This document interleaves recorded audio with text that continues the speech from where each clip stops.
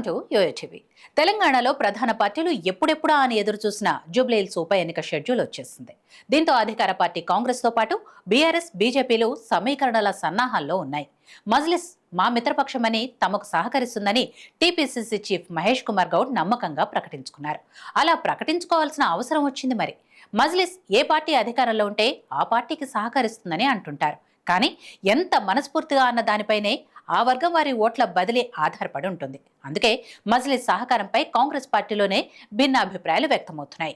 అయితే జూబ్లీహిల్స్ లో మజ్లిస్ పోటీ చేయటం లేదు. నిజంగా పోటీ చేసే ఆలోచన ఉంటే ఆ విషయాన్ని ఓవైసీ ఇప్పటికే ప్రకటించుండేవారు. మజ్లిస్ కు జూబ్లీహిల్స్ లో మంచి బలం ఉంది. పోటీ చేస్తే ముస్లిం ఓటర్లు ఆ పార్టీకి ఓటు వేస్తారు.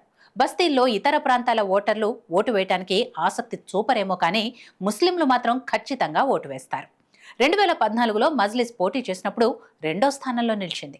అప్పుడు నవీన్ యాదవే పోటీ చేశారు. ఇప్పుడు ఆయన కాంగ్రెస్ పార్టీ అభ్యర్థి రేసులో ఉన్నారు. మజ్లిస్ ఆ తర్వాత పోటీ చేయలేదు. ఇప్పుడు కూడా పోటీ చేయటం లేదు. పాత బస్తీలో తమ జోలికి రాకుండా ఉండేలా ఇలా ఒప్పందాలు చేసుకుంటూ ఉంటుంది. మజ్లిస్ సంపూర్ణంగా కాంగ్రెస్ కు సహకరిస్తే కాంగ్రెస్ కు అడ్వాంటేజ్ అవుతుంది. ఇక్కడ అసలు విషయం ఏంటంటే మజ్లిస్ కానీ ఓవైసీ కానీ ఎప్పుడు ఏ పార్టీకి బహిరంగంగా మద్దతు ప్రకటించరు. అంతా లోపాయకారిగానే రాజకీయం జరిగిపోతుంది. వారి కమ్యూనిటీలోకి సందేశం అలా పంపుతారు. కాంగ్రెస్ విషయంలో సంపూర్ణంగా సహకరిస్తే ఆ పార్టీకి ప్లస్ అవుతుంది, విజయాన్ని దగ్గర చేస్తుంది. బీజేపీ చేస్తున్న రాజకీయం ఆ పార్టీ సానుభూతి పరుల్లో సందేహాలకు కారణమవుతుంది. ఎందుకు సీరియస్ గా తీసుకోవటం లేదన్న ప్రశ్న వస్తోంది.